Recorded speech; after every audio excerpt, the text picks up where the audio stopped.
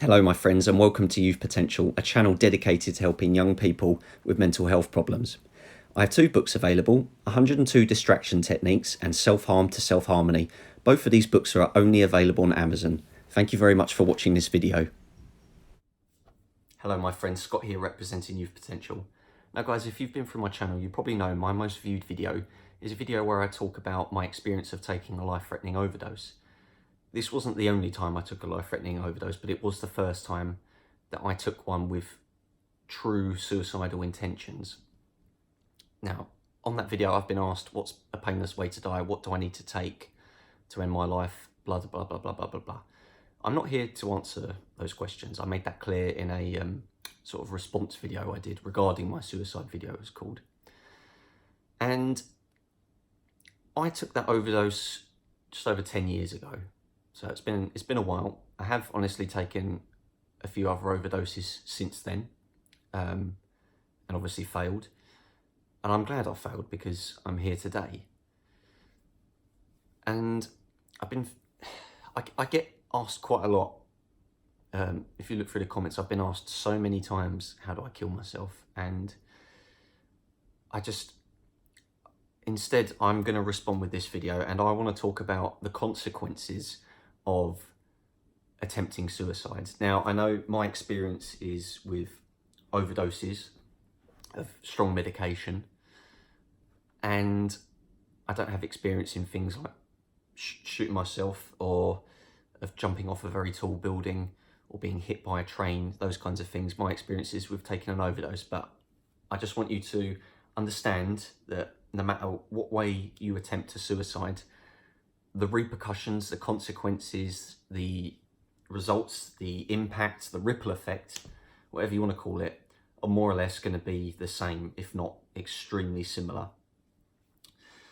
So, what are the consequences of trying to end your own life?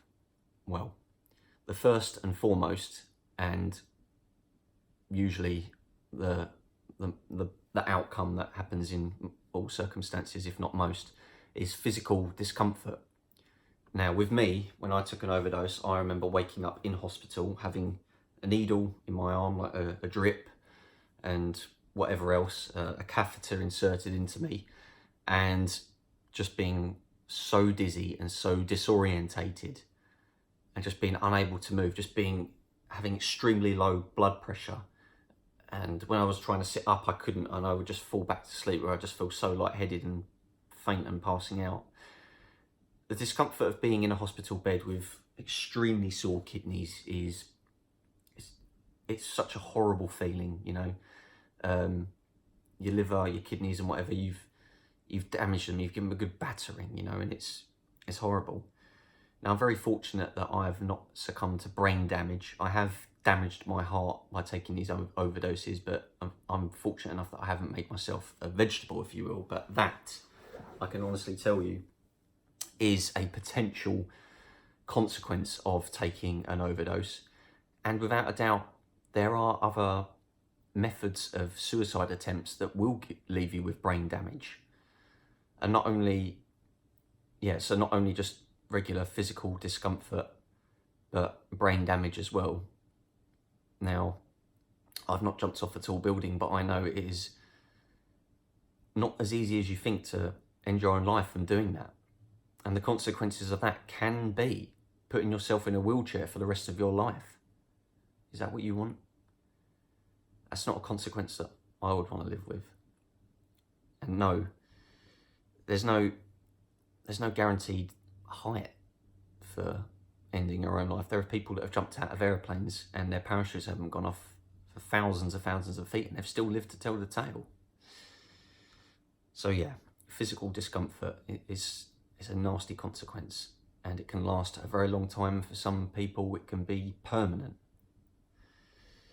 Another consequence of failing a suicide attempt is the psychological damage that it can have.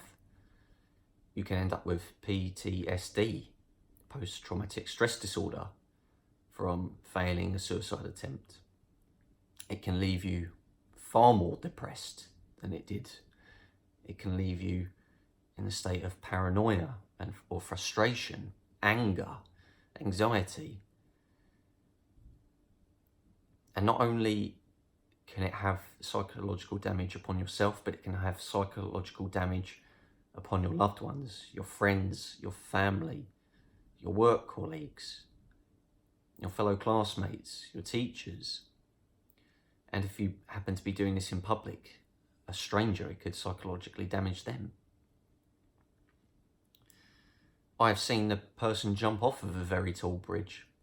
I didn't see the impact, fortunately, but I saw someone jump from a tall bridge, and it's not a pleasant sight. It's not a pleasant sight at all.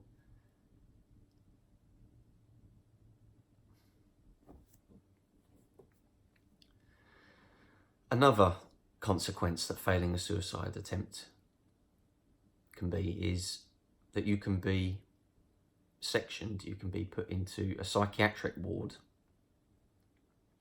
You can be put on a 136, as it's known as. You can be put on suicide watch there, depending on what country you're from and what the procedure is.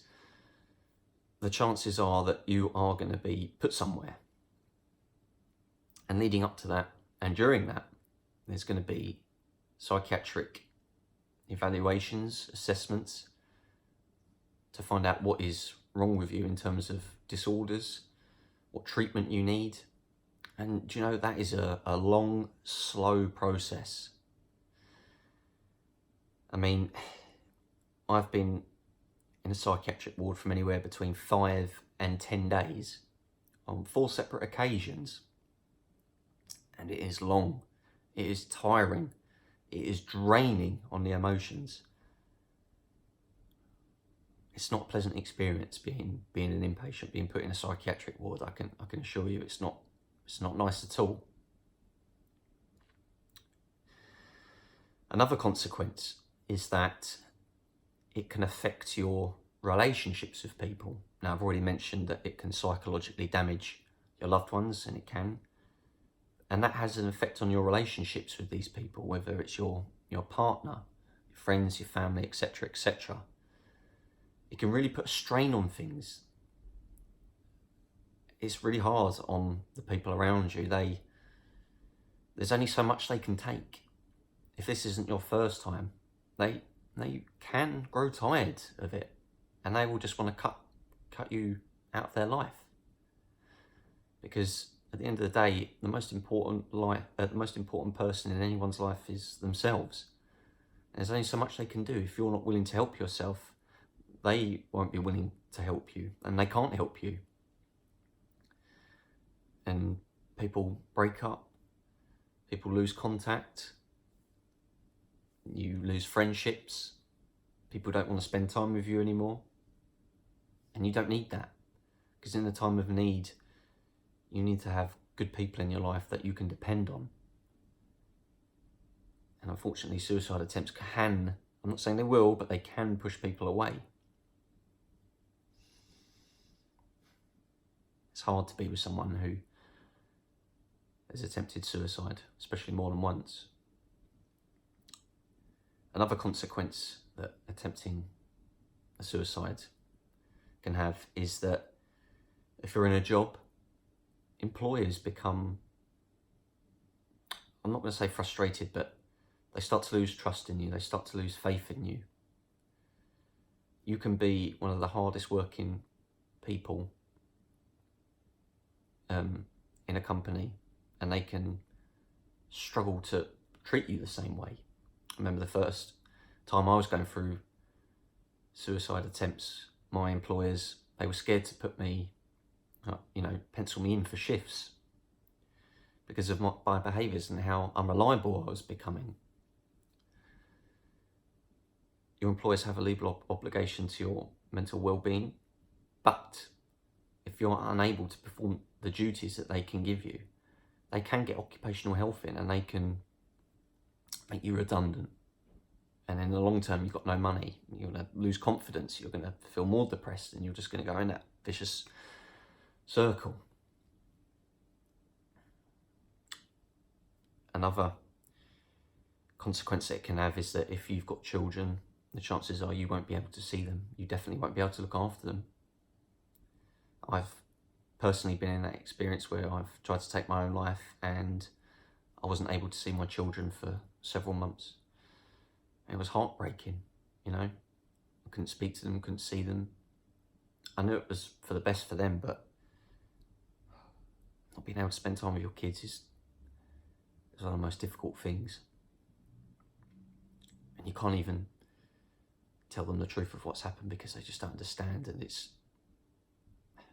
they're too young, like my children, too young. And if you've got kids, that's when you feel like the biggest failure, as if you're not able to see them because of your own self-destruction. Another consequence, and I've experienced this plenty, is that your family, your friends, whoever you live with, whoever you spend a lot of time with, they will be on constant guard. They will be treading on eggshells around you. They will be watching you very, very closely. And to feel like your whole family or your friends or whatever are surveying you is, it's not a nice feeling. You feel like they're kind of all ganging up on you almost, even though that's not, they want everyone to know what's going on, you know. They want to protect you, they want to protect themselves. And again, from my own experiences, my parents, my dad and stepmum, my mum and stepdad, all communicating with each other. And if any of my behaviour seems a little bit unusual, should I say, they all communicate to each other. And they'll warn each other about things that I'm doing. It's almost, and then they begin to sense it if I'm going down that road again where I feel like I'm going to do something drastic. They'll all be communicating about it. It's for your own good. Another consequence of failing a suicide attempt is that you really, really struggle to get back on your feet. You struggle to find your feet. You can do it, but it takes a long time. And the fact that you know it will take a long time is soul destroying. It takes a life out of you. After suicide attempts, I can say that you begin to lose hope in yourself, lose hope in life. The fact that you wake up after an attempt or whatever, you're frustrated that you failed. That frustration turns into hopelessness. And you think you can't keep going on. And that's when you get caught in that cycle. You fail a suicide attempt. You think you're useless. You think about all the things that you haven't got, all the things that are wrong with your life. And you just go and attempt again and keep doing it.